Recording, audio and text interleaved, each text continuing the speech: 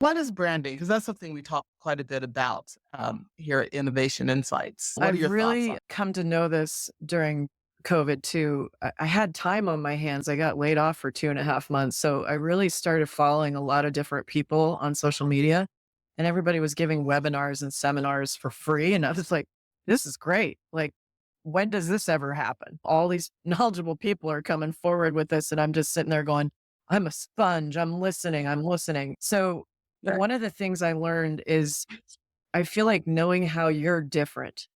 How do you stand out? How do you show the world what you're good at? And using that as your strength and capitalizing on that versus trying to be like everybody else out there. You got to be that purple wall in the house that people are going to remember. Remember that house we saw, the one with the purple wall? Oh, remember Robin? She's the one that had that great idea about our sofa. So, whatever it is, I just think you've got to be able to stand out and say, that is Robin's philosophy or Robin's touch. Or a lot of the times I don't think I'm putting my personal touch on a house, but I might say, have you thought about this? And then that customer's touch is what gets put on the house, which is how I believe it should be.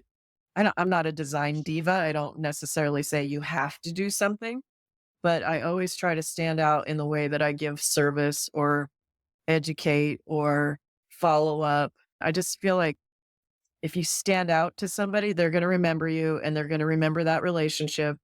I had somebody the other day come in and they're like, "You told us to remember the song Rockin' Robin."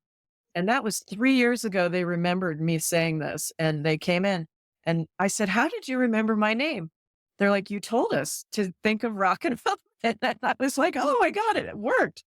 I don't get a lot of people telling me that, but I thought that was great because at least I thought, okay, how are they going to remember me? That song will help because you don't always remember names and I don't expect to.